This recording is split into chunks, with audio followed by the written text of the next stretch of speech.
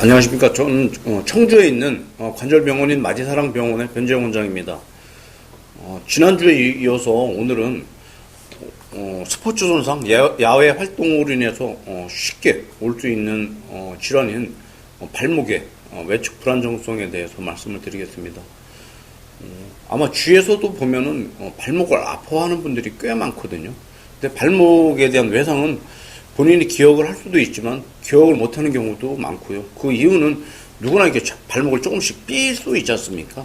근데 그것이 그 병이 된다는 거를 인지를 못하는 분들도 많고, 조금씩 다치면서 이게 장기적으로 병이 심해지는 경우에는 미처 내가 예전에 다쳤던 것이 지금 내가 아픈 통증이 원인이 된다는 것을 미처 이해 못할 수도 있거든요.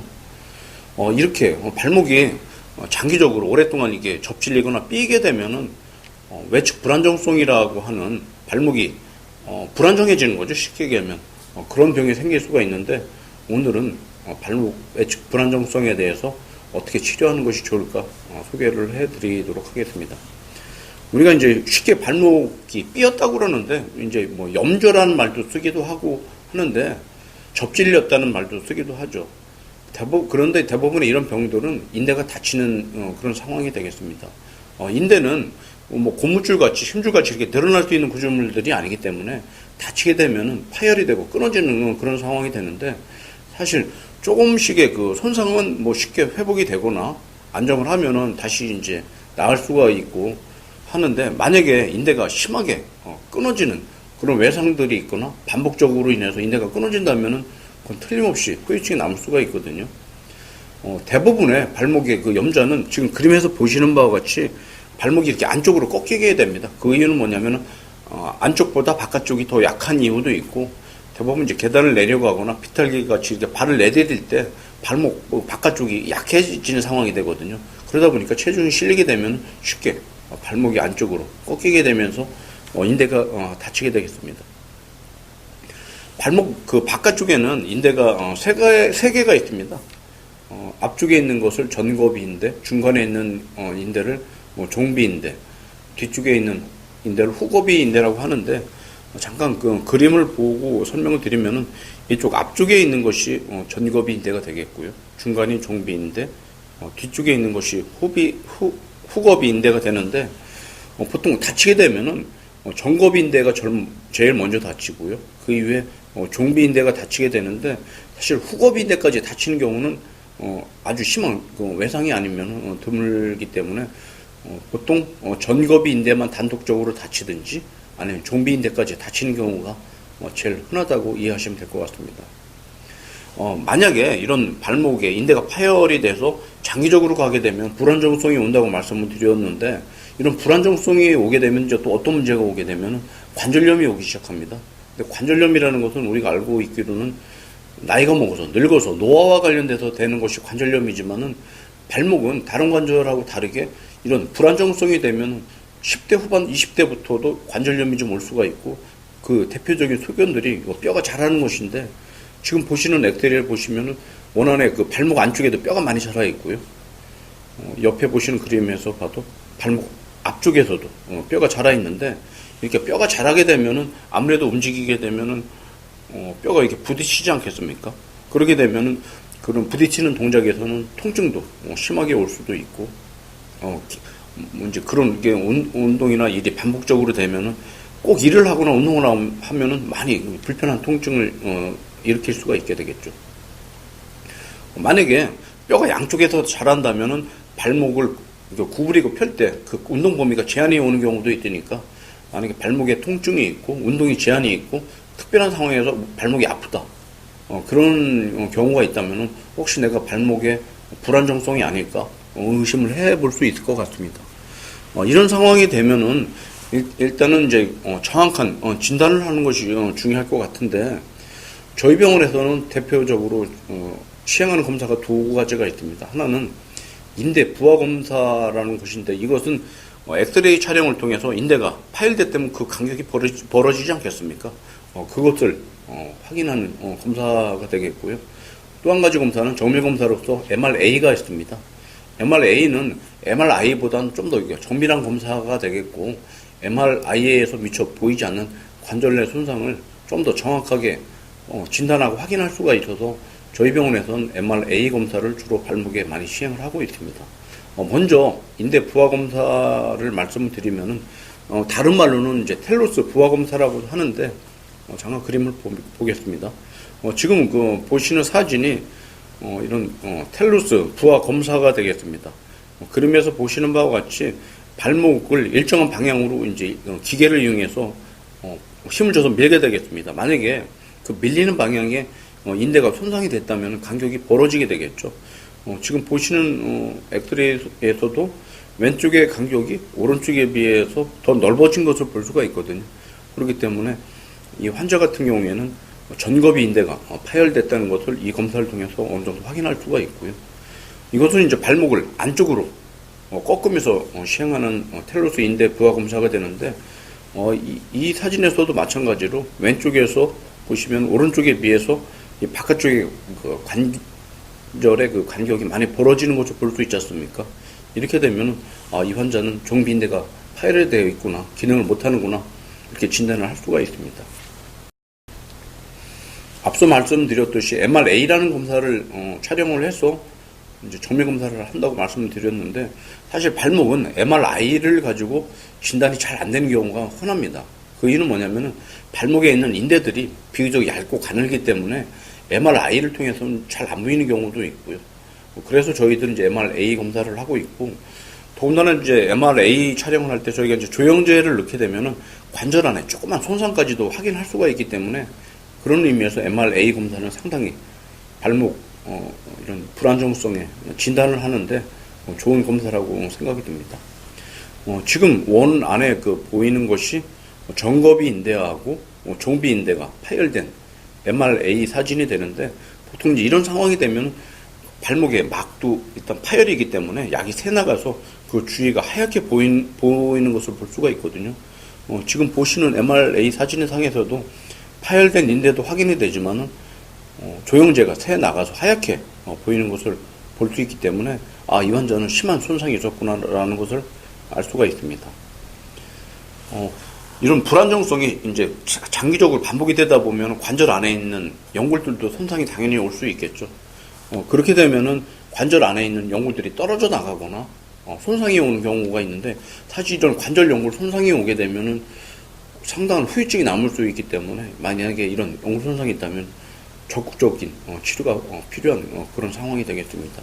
지금 원 안에 보이는 것이 약간 주위하고 비교를 해서 봤을 때 색깔이 불균이라고 이렇게 색깔이 약간 하얗게 보이는 부위가 있거든요. 이곳이 관절 연골 손상이 되어 있는 거고, 관절 연골 손상이 되어 있다는 얘기는 무슨 얘기냐면 뼈를 싸고 있는 연골이 떨어져 나가는 경우입니다.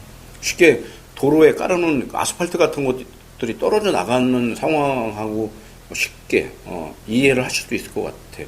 만약에 도로에 그렇게 패여진 부분이 있다면은 차가 지나면서 차가 충격도 크겠지만 차도 고장이 날 수가 있지 않습니까? 같은 이치라고 생각하면 될 것 같습니다. 심하지 않은 외측 불안정성은 사실 운동이나 근력 운동이나 간단한 보호대 같은 거를 이용해서도 유지하고 관리할 수가 있고 치료가 될 수가 있는데, 만약에 앞서 말씀드렸듯이 전거비 인대와 종비 인대까지 두 개가 인대가 다 끊어졌다든지, 아니면은 관절 연골 손상이 있다든지, 또한 그 인대 끊어진 것이 너무 심해서 쉽게 불안정한 것이 느껴지고 조금만 무리라도 붓고 아프다면은 이런 경우에는 수술이 당연히 진행이 돼야 되겠죠. 대부분 이제 이런 경우에 환자분들한테 수술의 필요성에 대해서 말씀을 드리게 되면은 본인이 불편하고 아팠던 기간들이 꽤 오래되기 때문에 대부분 이해는 잘 하시는 것 같습니다. 만약에 만성적으로 발목이 불안정해서 수술을 하게 된다면은 두 가지 상황을 꼭 해결을 해야 되는데, 그 첫째는 관절 안에 있는 문제를 해결하는 것입니다. 또 하나는 끊어진 인대를 다시 만들어주는 것이 이제 두 가지가 되는데, 관절 안의 문제는 염증도 있다면 염증이 제거가 돼야 되겠고, 앞서 말씀드렸듯이 뼈가 더 자란다고 그랬지 않습니까? 그럼 그 더 자라있는 뼈를 제거를 해야 통증이 해결이 되겠죠. 만약에 연골 손상이 있다면 거기에 대한 치료도 수술할 때 같이 이루어져야 됩니다. 뭐 당연한 얘기지만 끊어져서 기능을 못하는 인대가 있다면 그것을 다시 봉합을 해주든 인대를 다시 만들어주는 재건수를 할 수가 있겠죠. 그렇게 두 가지 수술을 꼭 해야 되고요. 저희 병원 같은 경우에는 관절 안의 문제는 저희들은 절개 없이 내시경으로, 관절경으로 다 해결을 하고 있습니다.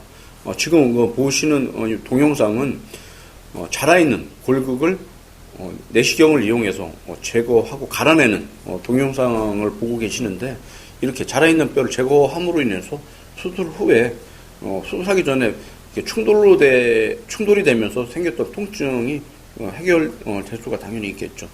만약에 관절 연골 손상이 돼서 뼈를 싸고 있는 연골이 떨어져 나갔다면 사실 그 떨어져 나간 연골을 다시 붙일 수는 없고요. 연골을 재생하는 수술을 하게 되는데, 미세 골절술, 미세 천공술이라고 하는데, 지금 보시는 영상이 이제 그 수술인데, 가는 수술용의 그 꼬챙이가 있습니다. 이런 걸 이용해서 그 손상된 연골에 가는 이제 그 구멍을 뚫어놓게 되면 골수 안에서 연골이 재생될 수 있는 세포들이 올라와서 이게 연골로 재생이 되면서 덮이게 되겠습니다. 그런 수술이 꼭 필요하다면 시행이 돼야 되겠고요. 이제 이런 관절 안의 문제가 해결이 되면은 파열돼서 기능을 못하는 인대에 대한 수술을 해야 되는데, 가장 보편적으로 시행이 되는 것이 인대 봉합술이 되겠습니다.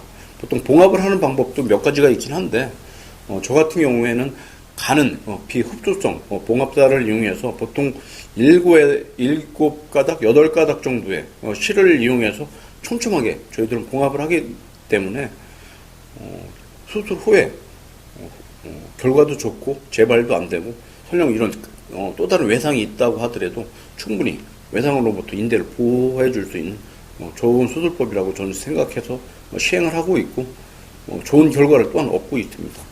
지금 보시는 사진이 저희 병원에서 하고 있는 인대 봉합술의 그 과정인데, 좌측에서 우측으로 이렇게 수술이 진행이 되겠고요. 좌측 것은 파열돼서 공간이 비어 있는 것을 볼 수가 있고, 중간에 있는 것은 파열된 인대를 봉합을 하기 위해서 실을 이렇게 통과시켜 놓은 것이 되겠고요. 마지막 사진은 하나하나 실을 다 매듭을 해서 인대를 봉합한 사진이 되겠습니다.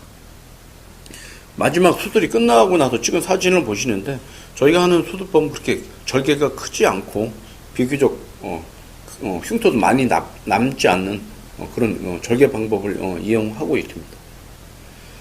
보통 이제 이런 수술을 하게 되면은 저희가 이제 수술 전과 후에 그 MRI 촬영을 해서 수술이 잘 된 것을 이제 확인하게 되는데, 좌측에 있는 것이 수술 전, 우측에 있는 것이 수술 후에 전거비 인대를 촬영한 MR 사진이 되는데, 수술하기 전에 파열됐던 인대가 우측 사진에 보시면은 인대가 이렇게 봉합이 돼서 붙어 있는 것을 쓸 수가 있고요. 지금 보시는 것은 종비 인대에 대한 수술 전후 사진이 되는데, 좌측에 있는 전 사진하고 우측에 있는 후 사진을 봤을 때 후에서 인대가 봉합이 돼서 검게 보이는 것을 볼 수가 있습니다. 앞서 말씀드렸듯이 연골 손상이 있다면 연골 재생 수술을 해야 된다고 말씀드렸는데, 이런 재생 수술에 대한 결과는 단기간에 확인을 할 수 있는 건 아니고, 저희 같은 경우에는 보통 3개월, 6개월 단위로 이제 MR을 촬영을 해서 그 결과를 확인하고 있고요. 지금 보시는 MR 사진은 수술 후 3개월째 찍은 MR 사진이 되는데, 전에는 이렇게 검게 보였던 부분이 연골이 재생이 돼서 연골이 조금씩 재생이 되는 것을 MRI를 확인할 수가 있었던 환자입니다. 수술 전과 후에 텔루스 인대 부하 검사를 통해서도 결과를 확인할 수가 있는데요. 좌측은 수술하기 전이 되겠고요. 우측에는 수술 후가 되는데, 관절의 간격이 이제 많이 안 벌어지는 것을 볼 수가 있죠. 이것이 전거비 인대에 대한 인대 부하 검사가 되겠고요. 지금 보시는 것은 종비 인대에 대한 인대 부하 검사인데, 수술을 하기 전에 그 좌측 그림에 비해서 수술 후인 우측 그림을 보시면은 간격이 유지가 되는 것을 볼 수가 있어서 수술이 잘 유지가 되고 있다는 것을 확인할 수가 있는데, 지금 보시는 이제 인대 부하 검사는 저희가 수술하고 바로 할 수는 없겠죠. 왜냐면 인대가 붓고 이제 재활이 되고 해야 되니까 보통 한 1년 정도 있으면 촬영을 하는데, 이 환자 같은 경우에는 수술 1년 후에 촬영을 해서 인대가 잘 유지가 기능을 하고 있는 것을 알 수가 있었던 경우입니다. 오늘은 발목 통증의 가장 흔한 원인인 외측 불안정성에 대해서 말씀을 드렸습니다. 이 외측 불안정성은 주위에 아주 많은 분들이 발목 염좌로 인해서 고통을 받고 있다면 이걸 의심할 수가 있겠고요. 어떻게 보면 관절을 치료하는 제 입장에서 보면 무릎의 십자인대 손상보다 더 흔한 것이 발목의 외축 불안정성일 거라고 저는 생각을 하고 있습니다. 그래서 이 방송을 보시는 분들 중에 아니면 혹시 주위에 가족이나 친구분들 중에 발목이 자꾸 삐이고 붓고 아프다는 분들이 있다면 외축 불안정성에 대해서 한번 말씀을 해주시기를 부탁드리겠습니다. 감사합니다.